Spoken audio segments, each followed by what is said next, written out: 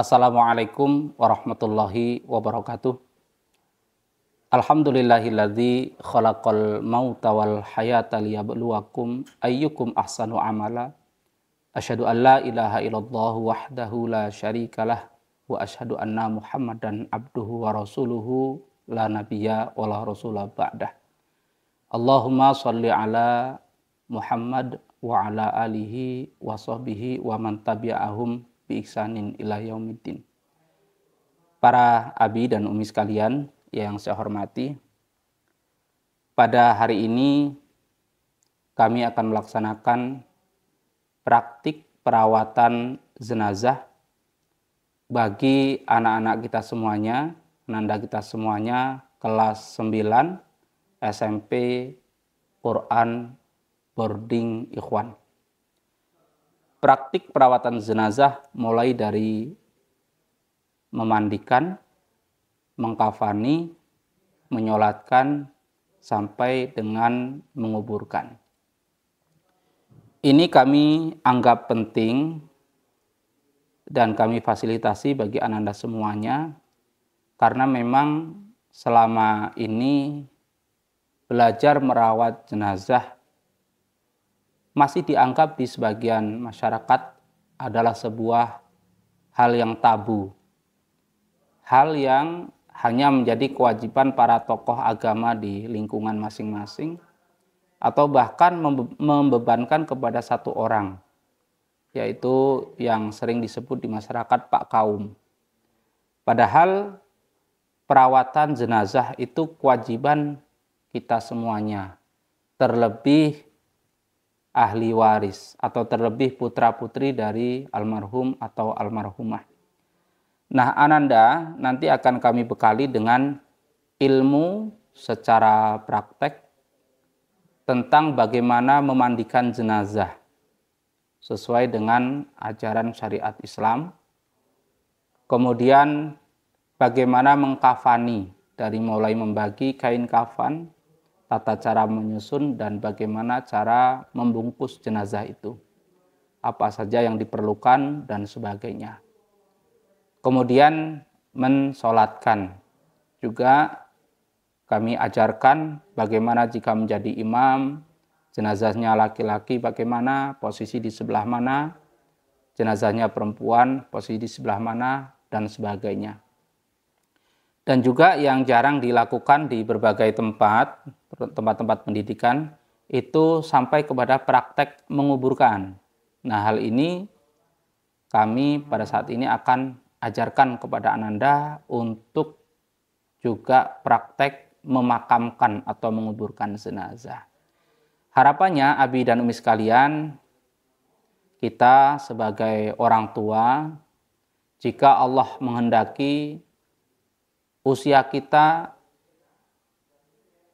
lebih dahulu selesai atau lebih dahulu kita meninggal dibandingkan anak-anak kita, maka harapannya anak kita sendiri yang akan merawat jenazah kita, yang memandikan anak-anak kita, yang mengkafani anak-anak kita, yang menyolatkan menjadi imamnya juga anak kita, bahkan yang menerima di liang kubur nanti, yang membopong jasad kita, itu adalah juga anak kita.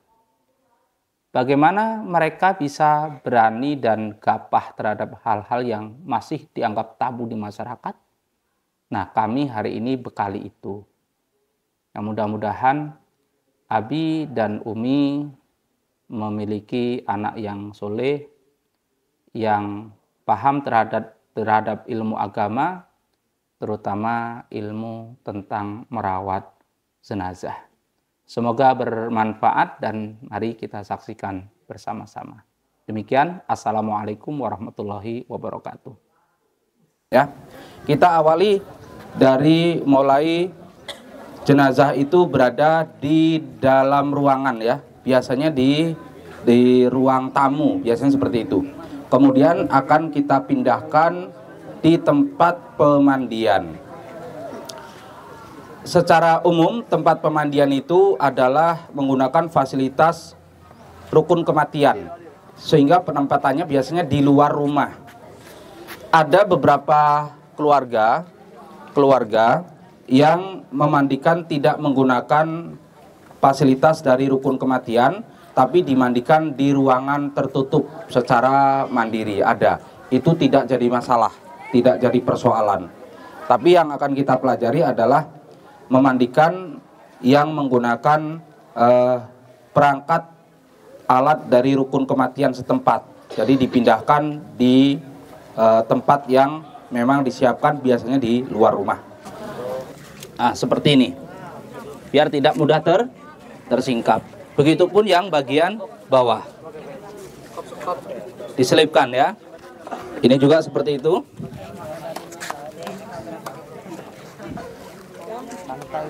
Nah, kemudian setelah seperti ini, udah siap untuk dimandikan. Tandanya siap apa? Tandanya siap dimandikan apa? Yaitu tempat pemandiannya sudah ready, sudah siap. Kalau dia di atas tempat pemandian yang khusus itu, maka sudah ada air, sudah siap. Kemudian perlengkapan mandi sudah siap juga. Apa? Satu, sabun mandi. Sabun mandi boleh menggunakan sabun cair ataupun sabun batangan, tidak masalah. Sabun yang biasa untuk mandi, merek apapun ya. Tidak ada sabun khusus untuk jenazah, tidak ada. Kemudian yang kedua, sampo. Sampo juga seperti itu, tidak ada merek khusus untuk memandikan jenazah. Sampo yang biasa kita gunakan, merek apapun. Kemudian yang ketiga adalah kapur barus. Kapur barus ini juga tidak ada kapur barus khusus ya. Kapur barus apapun mereknya. Kemudian cotton bud. Cotton bud ini juga penting untuk kita siapkan untuk membersihkan sebelum dimandikan. Kemudian biasanya dalam perlengkapan jenazah itu ada air mawar, itu untuk penambah pewangi ketika nanti sudah selesai dimandikan, kemudian disiramkan air mawar dan juga air kapur barus. Ada air mawar, bisa diambil karena itu untuk di sini.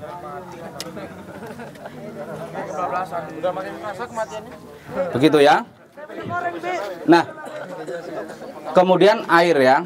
Air itu biasanya disiapkan sampai 3 ember.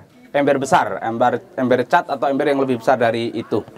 Kemudian gayung juga itu tidak hanya satu, minimal 2 atau lebih atau 3.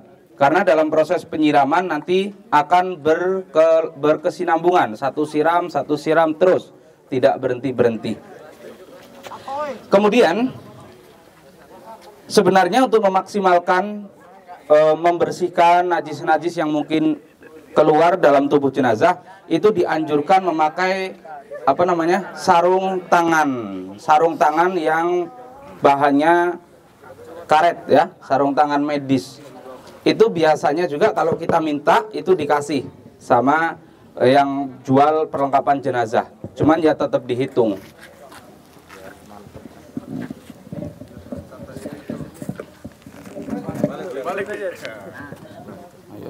Biasanya pakai yang panjang, ini pendek baliknya. Baik.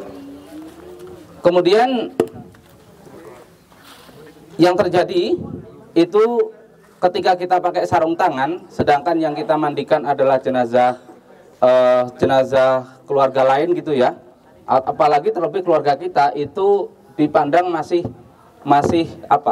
tabu lah di masyarakat. Masa ngurus jenazah aja harus pakai sarung tangan. Padahal penting sarung tangan itu ya. Kan sesuatu yang kotor ya. Siapa tahu nanti tangan kita pas cuci tangan lagi nggak bersih. Tapi lagi-lagi selama ini Abi belum pernah melihat orang memandikan jenazah pakai sarung tangan. Tapi sebenarnya supaya kita bersih pakai sarung tangan. Namun jangan khawatir, kalau kita menjadi pemandu pemandian jenazah itu untuk hal-hal yang rinci itu biasanya dilakukan oleh anak kandungnya sendiri. Menceboki, kubul, dubur, itu biasanya anak kandungnya sendiri. Dengan kita paksa dia, ini bakti kamu terakhir, cebokin sampai bersih. Begitu. Ya, cebokin. Biasanya kita mandu saja. Ketika sudah siap, ini air mawar nih ya. Air mawar ini juga nanti dicampurkan ke air untuk siraman terakhir, juga kapur barus, supaya jenazah lebih awet, wangi. Karena jenazah itu nggak lama juga sudah mengeluarkan aroma tak sedap. Bagi orang-orang yang tidak tidak kuat, itu bisa 2-3 hari nggak doyan makan. Itu ya, maka harus kuat. Nah, kemudian jenazah biasanya masih mengenakan pakaian yang mereka gunakan terakhir. Itu akan kita lepas di tempat pemandian.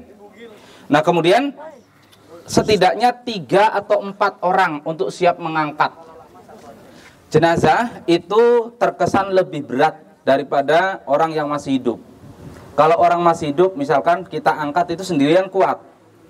Tapi kalau sudah meninggal nggak kuat, berat. Sama dengan karung, kalau dia kenceng, ada isinya kenceng, itu diangkat enteng. Tapi kalau ngikatnya agak letoy gitu, berat ngangkatnya. Analoginya seperti itu. Yang kelompok 1, 4 orang berjajar di sebelah kiri jenazah, sebelah kanan, maaf. Kelompok 2 juga di sebelah kanan 4 orang. Sebelah kanan ya, kanan.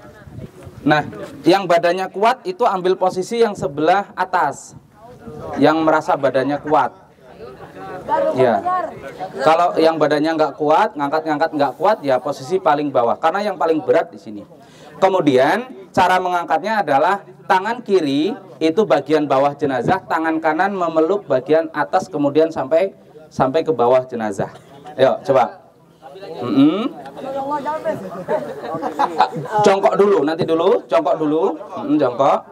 Tangan kiri bagian bawah, tangan kanan bagian atas.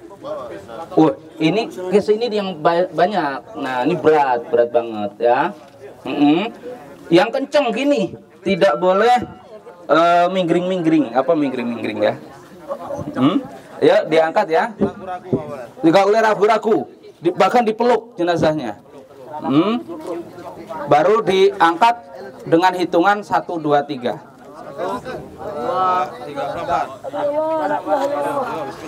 Nah, terus diletakkan.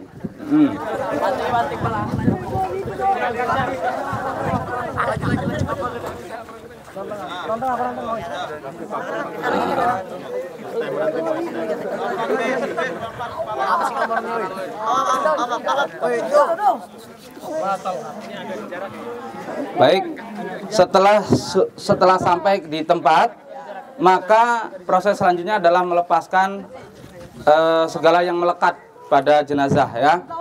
Dengan kita tarik kain yang menutupi, ini tidak kita lepaskan, hanya kita tarik saja. Kemudian kita lepaskan misalkan masih pakai baju atau kaos, itu sebaiknya dengan menggunakan gunting saja, supaya tidak merubah posisi jenazah. Kita gunting, kita tarik ya. Begitu juga celana dalam, kita gunting, kita tarik. Kenapa? Karena kalau dilepas paksa akan ketarik-tarik jenazahnya, takut akan patah tulangnya. Dan juga biasanya baju yang sudah dipakai ya tidak dipakai lagi kan, sama keluarganya nggak mau pakai lagi, begitu. Nah, katakanlah ini sudah dilepas ya. Nah, begitu sudah dilepas, penutupnya tetap tidak boleh terbuka, tetap seperti ini. Selebihnya apa? Setelah ini kemudian baru dibersihkan bagian-bagian yang perlu dibersihkan sebelum dimandikan, yaitu bagian telinga, lubang hidung, gigi, kemudian mata. Nah, itu dibersihkan menggunakan cotton bud. Termasuk gigi menggunakan cotton bud, lubang hidung juga menggunakan cotton bud, kemudian telinga juga, dan daun telinganya menggunakan cotton bud. Setelah itu, kemudian dikuku-kuku. Bagaimana kalau kukunya panjang? Dibiarkan saja, tidak usah dipotong. Kalau dipotong, nanti sisanya itu malah justru disimpan oleh orang dan untuk sesuatu yang yang negatif ya, untuk kesyirikan, maka dibiarkan saja. Setelah dibersihkan di lubang-lubang tadi, maka tinggal membersihkan kubul dubur, menceboki dengan cara ini yang memandikan tadi adalah sebagian mengangkat dengan cara sebagian mengangkat bagian badan jenazah bagian atas ya, seperti ini. Nah, seperti ini sampai setengah duduk seperti ini. Kemudian sebagian yang lain adalah menekan perut dari mulai bawah dada sampai ke atas kemaluan. Ya. Ditekan seperti ini. Tekan. Terus dielus terus. Satu lagi yang lain ya, itu menceboki ya, ceboki. Kemudian agak dibuka kakinya, kemudian diceboki ya. Satu lagi menyiram, airnya jangan berhenti.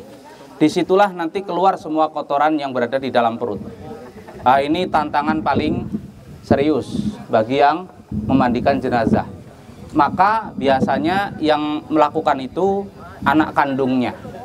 Kalau anak kandungnya, kita paksa dia, baktimu terakhir sama ayahmu sama ibumu, seperti itu. Nah, dia bakal mau.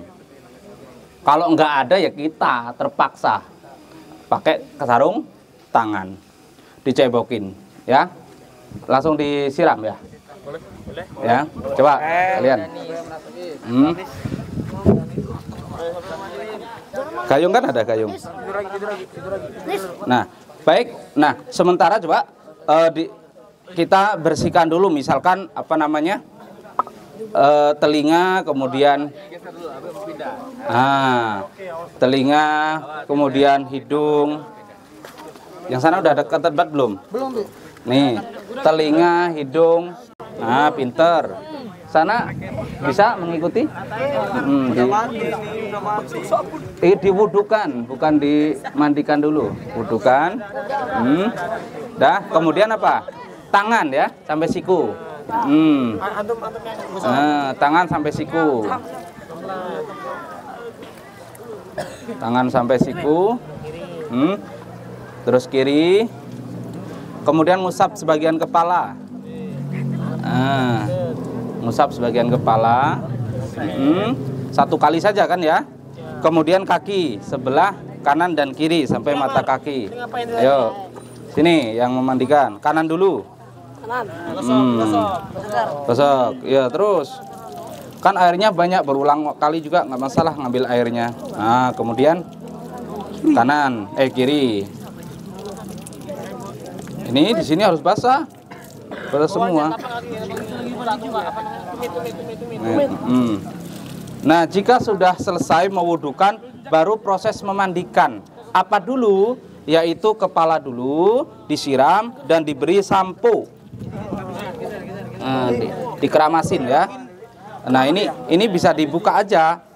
Tuh, tapi siapa yang bisa bukanya? Iya. Digigit aja kali.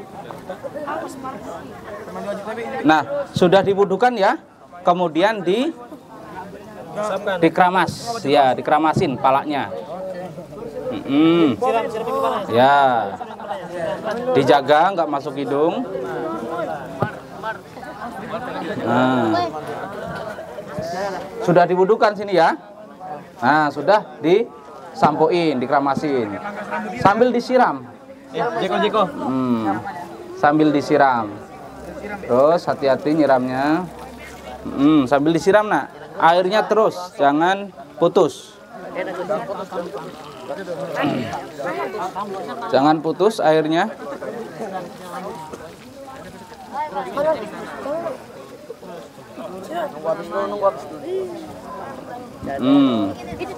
Terus.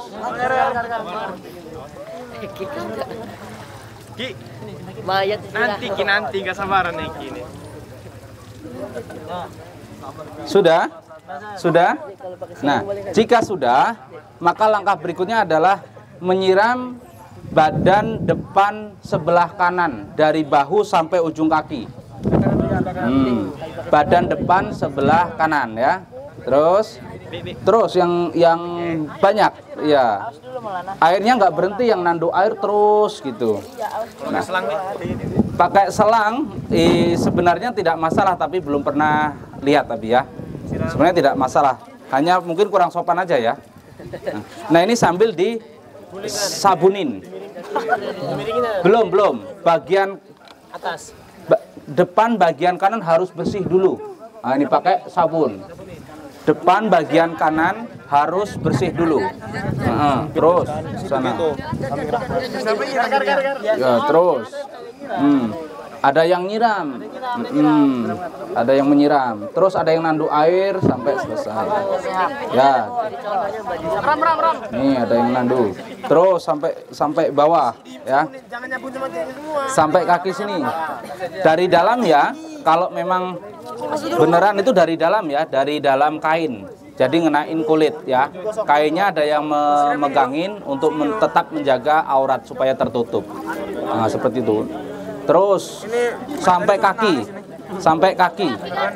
Sampai kaki sini, kaki nggak ada yang bersihkan. Nah, ini sampai kaki ya, bagian depan kanan sampai kaki dari bahu. Kepala kan sudah. Nah, jika sudah bersih benar, kemudian dimiringkan ke kiri. Ke kiri ada yang menjaga seperti ini untuk membersihkan badan belakang bagian kanan. Nah, terus seperti yang dilakukan pada badan depan bagian kanan. Kalau ini kita badan belakang bagian kanan. Pakai sabun. Nah, begitu ada yang menjaga di sini ya, yang memandikan itu. Terus sampai kaki sini, kaki nggak ada yang menggosok tadi. Kemudian dilakukan dengan lemah lembut. Ya. Sampai terus jika sudah, maka ditelentangkan kembali. Kemudian dibasuh badan kiri bagian depan.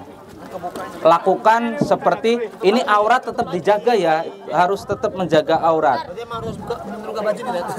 Hah? Untuk nggak dibuka bajunya ya. Nah, badan depan bagian kiri. Nah, lakukan sebagaimana kita melakukan pada bagian kanan tadi. Pakai sabun.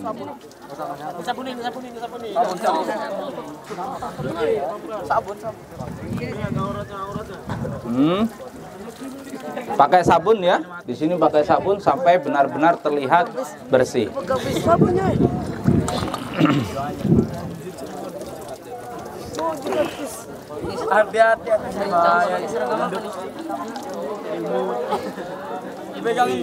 Nah, jika sudah, maka dimiringkan ke kanan ya, dimiringkan ke kanan untuk membasuh badan belakang bagian kiri.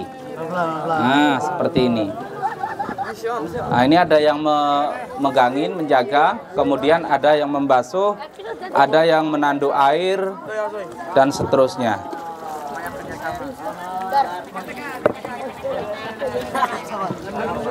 Lemah lembut, nggak boleh kasar-kasar ya, lemah lembut gosoknya. Begitu. Sekali lagi.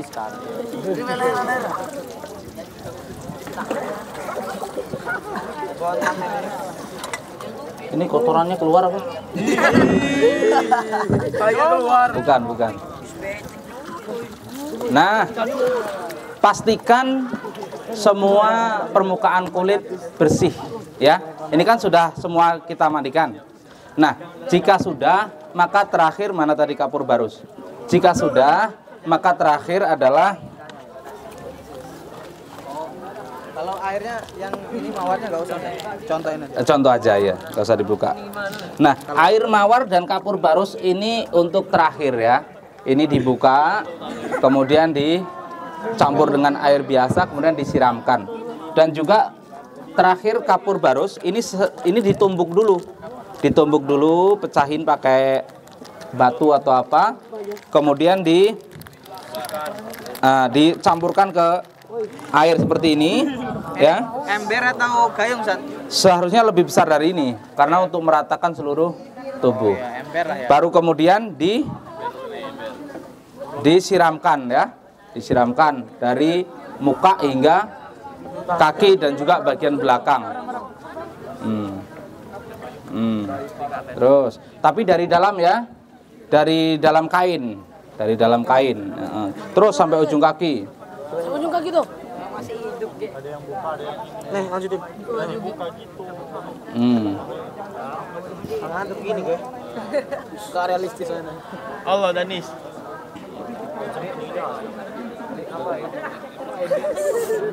Mas ya. Mas. Baik, sudah ya. Nah, jika sudah, maka disiapkan kain panjang yang kering. Ini kan kain panjangnya sudah basah. Disiapkan kain panjang yang kering dan handuk yang lembut. Kita handukin, cek. Nggak bunyi. Nah, ini kan basah.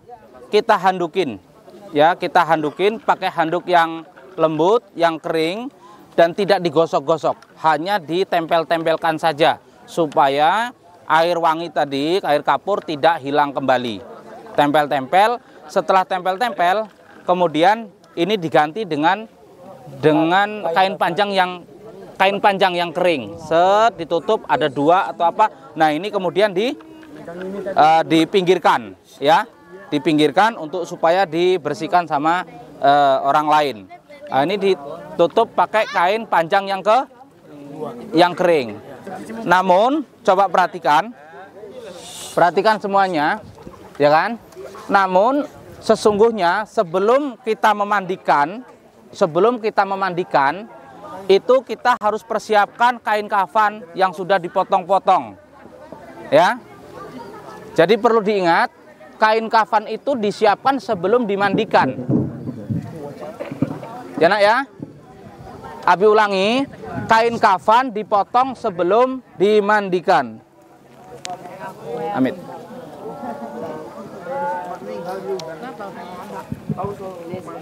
Abi ulangi.